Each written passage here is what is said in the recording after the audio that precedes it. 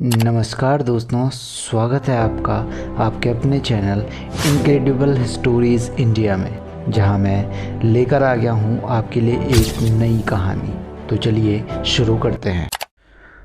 दोस्तों, पिछले पार्ट में आपने देखा कि पुलिस के मेडिकल में बाहर होने के बाद गौरव ने जल विभाग का पेपर दिया। वो उसका बेहद बुरा गया। उसके माता पिता ने जब उसको पूछा कि तुम्हारी परीक्षा कैसी रही, तो गौरव ने एक झूठी मुस्कान बनाकर कहा, अच्छा ही गया। लेकिन मन ही मन में उसे लग चुका था कि उसका सिलेक्शन बहुत मुश्किल है। और 2-4 दिन बाद आंसर की भी आ गई। आंसर की आने के बाद लगभग तय ही हो चुका था कि उसका इस परीक्षा में चयन कभी नहीं हो सकता। लेकिन यह बात वो घर वालों को नहीं बता सकता था, इसलिए वो मन ही मन उदास रहने लगा। लेकिन इस बार उसकी यह उदासी ज़्यादा दिन तक नहीं रही, क्योंकि फिर से वन विभाग में एक और फॉर्म आ गया और उम्मीद की किरण भी उसके दरवाजे पर दस्तक दे गई। इस बार करीब 1000 पद थे। इस बार यह मौका वो किसी भी तरह छोड़ना नहीं चाहता था।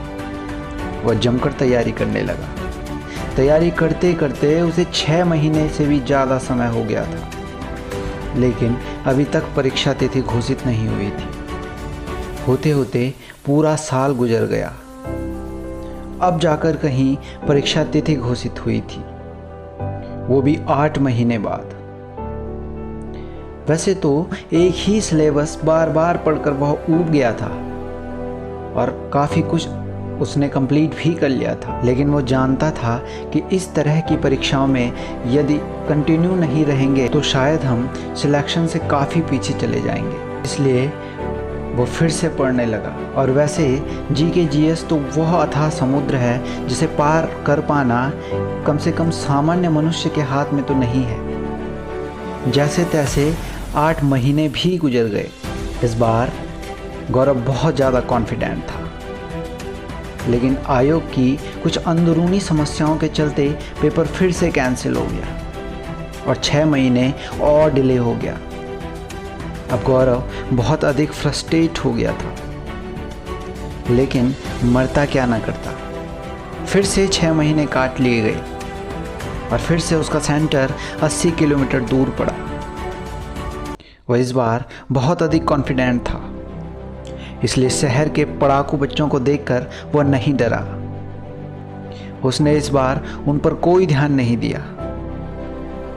उसने अच्छे से अपनी परीक्षा दी और बिना तुक्का मारे जितने प्रश्न उसे आते थे उतने हल किए। परीक्षा देकर वह सीधा बस में बैठा और अपने घर की तरफ निकल गया। उस बस में लगभग सभी अभ्यर्थी ही बैठे थे।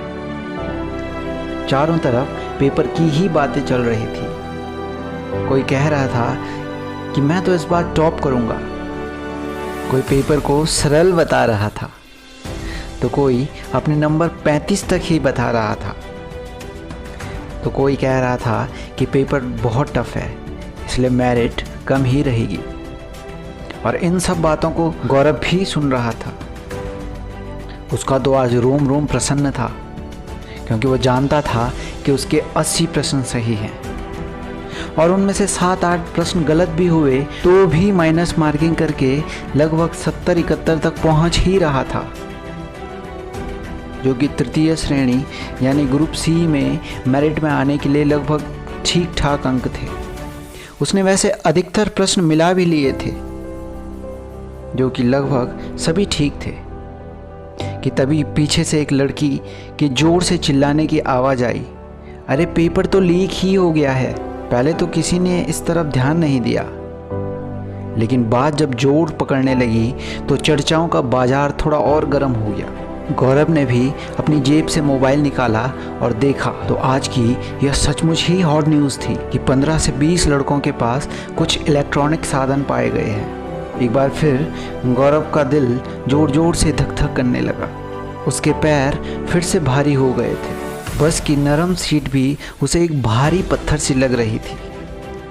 वह फिर से दुखी होकर, भूख से व्याकुल होकर किसी तरह घर पहुंच गया। तो गांव में पहले से ही यह खबर फैल चुकी थी। जो कि उसके घर तक भी पहुंच गई थी। घर पहुंचने पर उसके पिता गाय को घास डाल रहे थे। उन्होंने गौरव को उदासी भरी नज़रों से देखा और सीधे घर के बाहर चले गए। लेकिन उसकी माँ उसकी भूख को भांप चुकी थी। उसकी माँ ने उसे मुंह हाथ धोकर खाना खाने के लिए कहा। गौरव भी मुंह हाथ धोकर खाना खाने गया। खाना खाते समय उसकी माँ ने गौरव से पूछा, बेटा क्या यह सच है कि परीक्षा में नकल हुई है? गौरव की आंखों से फिर से आंसू छलक उठे।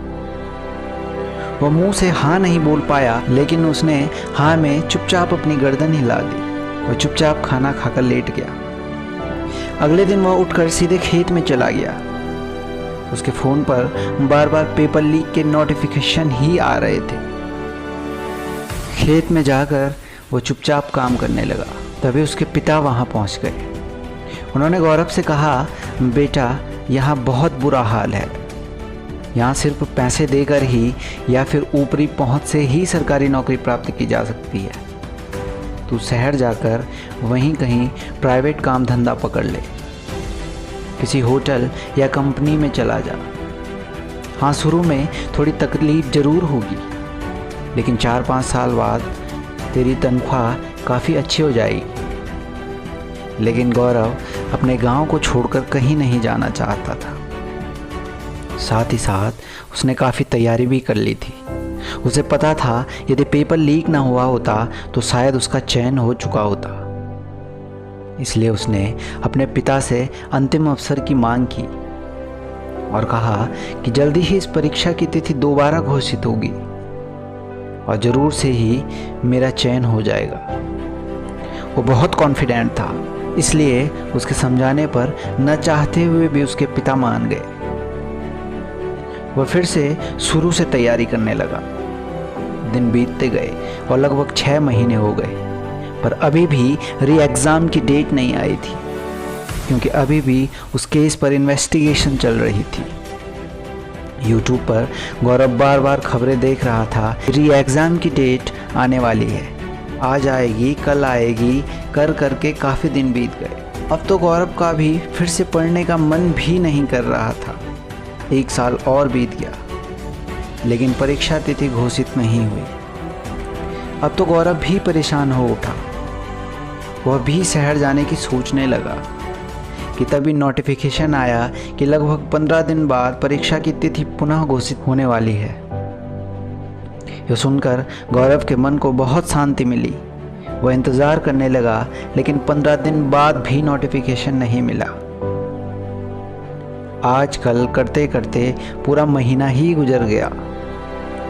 फिर जाकर कहीं नोटिफिकेशन आया कि परीक्षा पुनः 6 माह बाद आयोजित की जाएगी। अब तो गौरव के लिए 6 महीने 6 साल के बराबर हो रहे थे। वो बहुत दुखी था। निराश होकर 6 महीने का इंतज़ार करने लगा और फिर से पढ़ाई करने लगा। लेकिन अब उसकी पढ़ाई में वह जोश नहीं रह गया था जो कि पहले हुआ करता था। एक बोझ की तरह वो पढ़ तो ज़रूर रहा था, लेकिन आशा की किरण जो उसने देखी थी वो कहीं ना कहीं धुंधली सी दिखाई देने लगी थी। लेकिन मरता क्या न करता, वो फिर से पढ़ने लगा। फिर से होते होते 6 महीने बीत गए, लेकिन पेपर होने से कुछ दिन पूर्व नोटिफिकेशन आया कि वन विभाग में 1000 पद से घटाकर मात्र 750 पद ही रह गए थे और अभ्यर्थियों के साथ साथ गौरव का भी उत्साह थोड़ा कम हो गया। बहरहाल पेपर का दिन भी आ गया। एक बार फिर पेपर देने गौरव अपने घर से 40 किलोमीटर दूर गया। लेकिन क्या इस बार वह पेपर निकाल पाता? क्या इस बार उसके भाग्य ने उसका साथ दिया?